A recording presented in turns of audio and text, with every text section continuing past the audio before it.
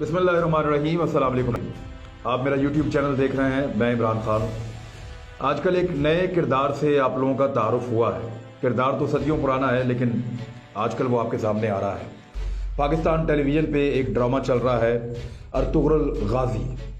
ये करैक्टर जो है, ये 13वीं सदी का करैक्टर है और इसका जो ताल्लुक़ था, मैं थोड़ा सा इस करैक्टर के बारे में आपको आज इसलिए बताऊंगा कि मौजूदा हालात के साथ इसका ताल्लुक़ क्या है और कौन सी ऐसी डेवलपमेंट्स हैं जिनके साथ इसको जोड़ के देखा जाता है। हमारी गवर्नमेंट ने ये ड्रामा दिखाने का फैसला क्यों किया और जिनको तकलीफ है उनको तकलीफ क्यों है। दरअसल ये मामला बहुत सदियों पहले का है। 13वीं सदी में जब चंगेज़ खान की क़यादत में मंगोलिया से निकलने वाले बहुत सारे मंगोल तातारी ये हमले कर रहे थे मुसलमानों पे, यूरोपियंस पे, चीन तक गए। इन्होंने बेशुमार मुल्कों को फतह किया, बहुत ज़्यादा तबाही फैलाई, बहुत ज़्यादा लूट मार की और बड़े जालिम इनके फौजी हुआ करते थे। उस दौर में जब इन्होंने तबाही फैलाई तो ये ख्वारिज़म के इलाकों तक गए, जो सेंट्रल एशिया का एक जनूबी एरिया है। जब ये ख्वारिज़म के इलाकों तक गए तो ख्वारिज़म की एक बड़ी तगड़ी सल्तनत थी, उसको भी इन्होंने तबाह कर दिया। जब इन्होंने वहां तबाह किया तो वहां से एक कबीला था जो इस इलाके को छोड़कर भागा। उस कबीले का नाम था काई कबीला। इस कबीले का जो सरदार था उसका नाम था सलमान शाह। सलमान शाह के 4 बेटे थे और उसका जो तीसरे नंबर पे बेटा था, ये ड्रामा उसके ऊपर बना हुआ है। इसका नाम अर्तुगरुल है। अर्तुगरुल गाजी इसको कहते हैं। ये जो उसका बेटा था, ये उसके साथ उस काफिले में मौजूद था और लगभग कोई 400-500 खानदान थे और बहुत सारे लोग थे, औरतें, बच्चे, ये सब जा रहे थे। दरिया फरात को क्रॉस करते हुए जो बादशाह था सलमान शाह, जो सरदार था उस कबीले का, वो डूब के हलाक हो गया। ये मुसलमान था और इसके बाद फिर इसके बेटे को उस कबीले वालों ने अर्तुगरुल को जो है वो अर्तुगरुल गाजी को उन्होंने वो बना दिया, अपना कबीले का सरदार चुन लिया। और उसके बाद ये शख्स अपने एक छोटे भाई को लेकर, 2 भाई इसके अलग हो गए, अपने छोटे भाई को लेकर ये ट्रैवल करता रहा तुर्की के इलाकों की जाने, क्योंकि वहाँ पे उस दौर में जो है वो तुर्क हुक्मरान रहते थे और वहाँ पे थोड़ी सी सूरत हाल बेहतर थी। तो जब ये वहाँ ट्रैवल कर रहा था तो अंकरा के करीब जब ये जंगल से निकले तो इन्होंने देखा कि सामने वादी में 2 फौजें लड़ाई कर रही हैं। तो उनमें से एक फौज जो थी वो थी अलाउद्दीन की, जो उस वक्त वहाँ के सुल्तान थे और मुसलमान थे, और दूसरी जो फौज थी वो गालिबन तातारियों की कही जाती है कि उनकी फौज थी। तो तातारियों पे इनको पहले ही गुस्सा था और इन्होंने हारने वाली फौज का साथ दे दिया। 444 बंदे मुख्तलिफ रवायात में इनके पास थे। तो 444 बंदों के साथ इन्होंने बड़ा वहशी किस्म का हमला किया और इनके लोग भागे नहीं, डरे नहीं। तो अर्तुगरुल की मदद से जो सुल्तान अलाउद्दीन था उस दौर में, वो हारी हुई जंग जीत गया और तातारियों को भागना पड़ा। तो सुल्तान को ये पसंद आ गया, वो इनको अनकरा अपने साथ ले गए और इनको एक इलाका भी दे दिया, पहाड़ी इलाका, कि जनाब आप यहाँ पे रहें और यहाँ के सरदार आप बन जाएं और सिर्फ जो हमारे दुश्मन हैं उनको रोकने में हमारी मदद करें। अर्तुगरुल गाजी वहां पे गया और जाके वहां पे जम के बैठ गया। अर्तुगरुल ने अपनी जिंदगी में एक ख्वाब देखा था और वो ख्वाब ये था कि उसको एक चांद नजर आया, एक बहुत बड़ा दरख्त नजर आया जिसकी शाखें जो हैं वो दुनिया भर में फैलती गई, बहुत दूर तक, कई मुल्कों तक। तो उसके मुर्शद ने उस टाइम पे उसको बताया था कि तुम बहुत बड़ी हुक्मरानी करोगे और तुम्हारी औलाद भी करेगी और तुम लोग इस्लाम के लिए और दीन के लिए काम करोगे, तुम्हें चुन लिया गया है। और उसका जो ख्वाब है वो इस तरह पूरा हुआ कि जो उसने अपने ख्वाब के अंदर देखा उसमें उसने 4 पहाड़ देखे थे और 4 दरिया भी देखे थे।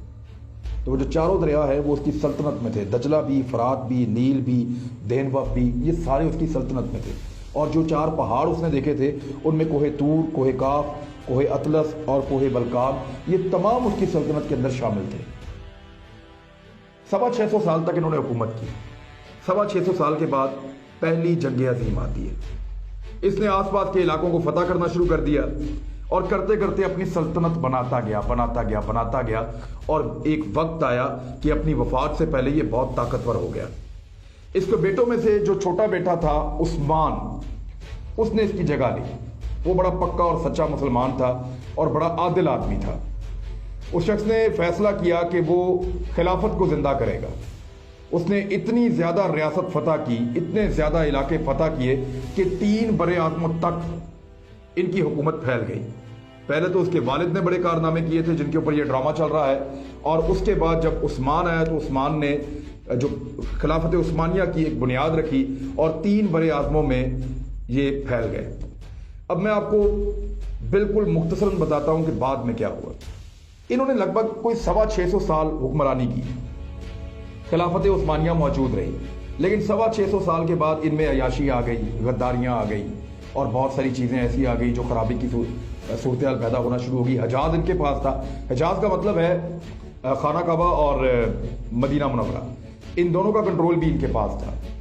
और लगभग आज 40 ऐसे मुल्क मौजूद हैं दुनिया में जिन पे बराह रास्त खिलाफत उस्मानिया का कंट्रोल था, 3 बड़े आज़मों में। तो ये बहुत ताकतवर लोग हुआ करते थे।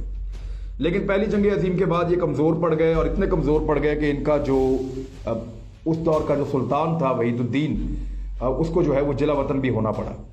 पहली जंग अजीम में दुनिया 2 हिस्सों में डिवाइड हो गई थी।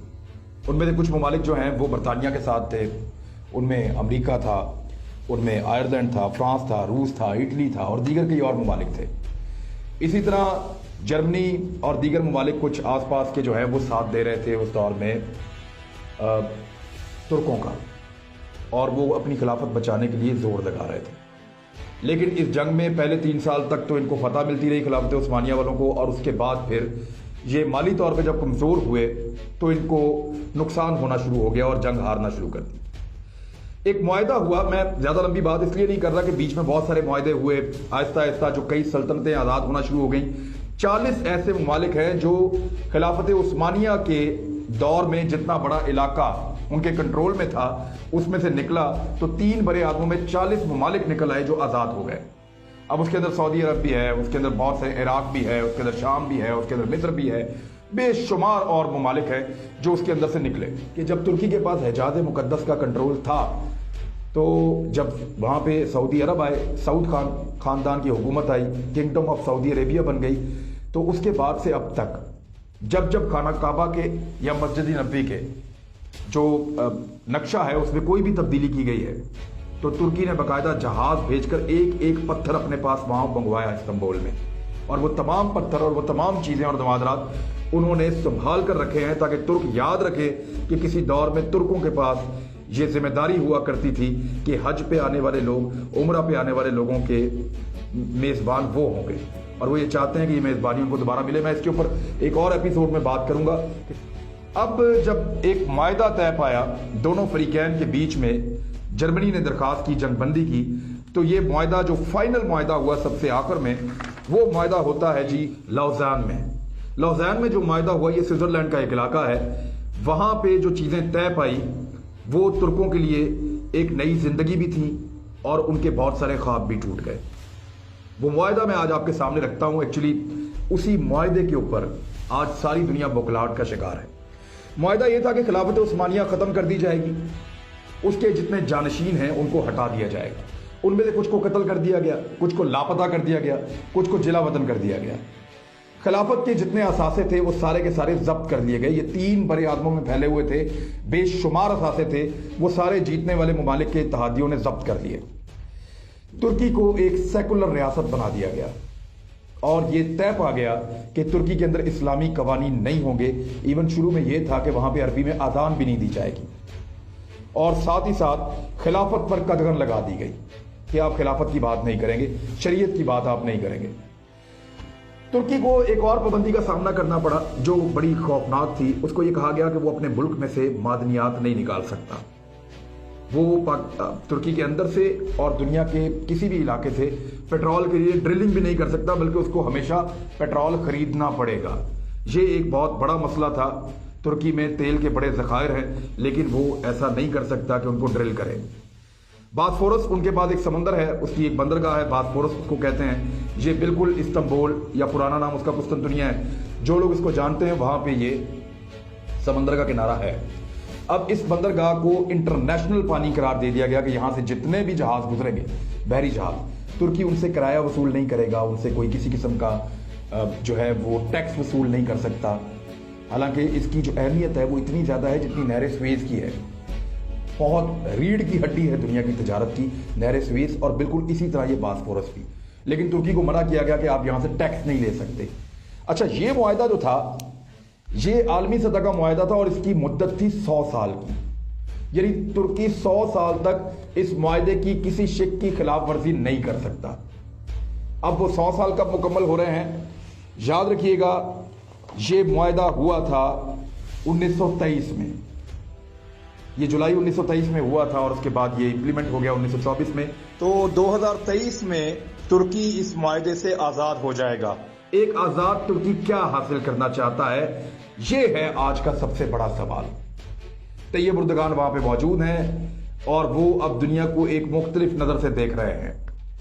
तुर्क क्या चाहते हैं और उनसे कौन कौन खौफजदा है, ये बात याद रखिएगा कि अर्तुगरुल से शुरू होने वाली जो कहानी है उसको इस वक्त इसलिए दोहराया जा रहा है ताकि जो लोग उसको देखें, जो मुसलमान उसको देखें, वो दोबारा से नीयत बांधें और कोशिश करें कि वो जो अज़्म रफ्ता है या वो जो पुरानी हमारी खोया हुआ मुकाम है उसको हासिल करना है। ये है पहला स्टेप। अब इसके खिलाफ पाकिस्तान के अंदर बहुत सारे आपको ऐसे लोग मिलेंगे जो बोलना शुरू हो जाएंगे, और अगर वो ऐसे बोलें तो आप ये समझ लीजिएगा कि वो किसी के कहने पे या किसी के एजेंडे पे बोल रहे हैं, क्योंकि अमेरिका, पूरा यूरोप और कुछ ऐसे इस्लामी ममालिक जहाँ पे बादशाहत है, जहाँ पे मलूकियत है, वो कभी नहीं चाहेंगे कि लोग ये ड्रामा देखें या इन किरदारों के बारे में जानें, और इन किरदारों के बारे में जानने के बाद इस ख्वाहिश को अपने अंदर पालना शुरू कर दें कि दोबारा से मुसलमान इकट्ठे होंगे। याद रखिएगा, जब तुर्क खिलाफत खत्म हो रही थी, खिलाफत उस्मानियत का खात्मा हो रहा था, तो पूरी दुनिया में कहीं किसी मुसलमान मुल्क ने आवाज नहीं उठाई, क्योंकि उनको अपने अपने इलाकों में बादशाहतें मिल रही थी या वो इससे अपने आप को लाताल्लुक कर रहे थे। लेकिन सिर्फ एक जगह थी जहां से आवाज उठाई गई और जहां से लोगों को भेजा गया, और वो है बरे-सगीर, पाकिस्तान और हिंदुस्तान। उस वक्त पाकिस्तान नहीं बना था, लेकिन यहां से बहुत बड़ी तादाद में मुसलमान गए और खिलाफत के लिए लड़े। उनकी कब्रें आज भी वहां पे तुर्की में मौजूद हैं। यही वजह है कि तुर्की पूरी दुनिया से आने वाले मुसलमानों की निस्बत पाकिस्तानियों से हमेशा ज्यादा प्यार करता है, क्योंकि हमारी वहां पे कब्रें मौजूद हैं। हिंदुस्तानियों से, इस इलाके के लोगों से ज्यादा प्यार करता है, क्योंकि हमने सिर्फ पूरी दुनिया में उनकी खिलाफत के लिए आवाज उठाई थी, उनको बचाने की कोशिश की थी। अब 100 साल मुकम्मल होने के बाद याद रखिएगा कि तुर्की अपना हक मांगने की कोशिश करेंगे। मैं अब आपको यह बताऊंगा आने वाली एपिसोड में कि तुर्क क्या तैयारी कर रहे हैं, कि दुनिया क्या सोच रही है, सऊदीया क्या सोच रहा है, ईरान क्या सोच रहा है, पाकिस्तान कहां खड़ा है, तुर्की क्या प्लान कर रहा है, और यूरोप और अमेरिका उसको रोकने के लिए किस हद तक जा सकते हैं, और कोरोना का आना किसके लिए बेहतरी का एक पैगाम लेकर आया है। अब तक के लिए इतना ही। अगर आपको हमारी ये रिसर्च पसंद आई है तो हमारी हौसला अफजाई के लिए इसको लाइक भी करें, सब्सक्राइब भी करें और इसको शेयर भी करें दोस्तों के साथ, ताकि हम मजीद अच्छा काम करके आपको दिखाएं। मैं अगली एपिसोड में आपको बताऊंगा कि एक्चुअली आने वाले वक्त में क्या होने वाला है।